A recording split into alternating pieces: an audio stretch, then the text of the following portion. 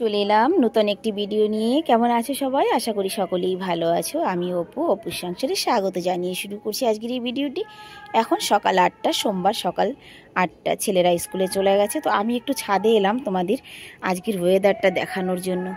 বুঝতেই পারছো, ছাদে ঝিরিঝিরি বৃষ্টি পড়ছে আর একদম থমথমে ওয়েদার হয়ে আছে। এটাই হচ্ছে সংকেত দিল্লিতে ঠান্ডা আসার। যা ভেবেছিলাম তাই, এবছর বোধহয় 25 ডিসেম্বরের থেকে একেবারে ওয়েদার চেঞ্জ হয়ে যাবে। হ্যাঁ, সত্যিই তাই, দেখবে। আর কয়েকটা দিন হয়ে গেল তোমাদের আমার ছাদ বাগানটা দেখানো হয় না, তাই না? এই দেখো, এই গাছটা কিন্তু এখন নষ্ট হয়ে যাচ্ছে, কেমন হলুদ হলুদ হয়ে গেছে না? আর ফুল আসার সম্ভাবনা নেই, তবে যা ফল আছে এগুলো যদি ঠিকঠাক থাকতে দেয়, বাদরে না খায়, তাহলে হয়তো কিছুটা খেতে পারবো। কিছুটা তোলার মতো হয়েছে, দেখো এই যে সিমগুলো। ভেবেছিলাম আজকে তুলবো, কিন্তু হবে না আজকে। আজকে রান্নার অন্য অন্য জিনিস আছে।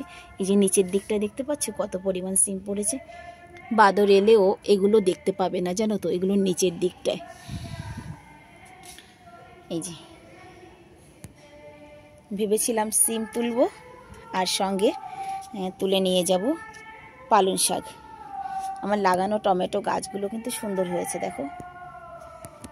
একই রকম লাগছে না? কোনটা টমেটো গাছ আর কোনটা আলু গাছ বোঝা যাচ্ছে বলো তো?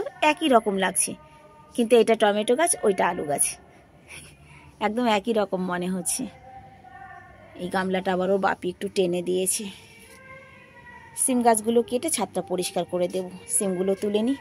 বেগুন গাছগুলো লাগিয়েছি, তেমন একটা গ্রোথ হয়নি, কেন কি জানি। যাই হোক, গাছ একবার লাগাই, একবার বাদরে তুলে ফেলে। এই কপি গাছটাকেও কিন্তু দুবার তুলেছে, তাও হয়ে গেছে। এই বেগুন গাছটা ওই ভালোই হয়েছে, কিন্তু এই কপি গাছটা আর হবে না গো। এটাকেও সেদিনকে তুলে ফেলেছে, তবে আমি আবার লাগিয়ে রেখেছি, কিন্তু সেটা কি আর হয় বলো? আর হবে না। 3টে কপি গাছ এখানে আছে, 2টো এখানে আছে।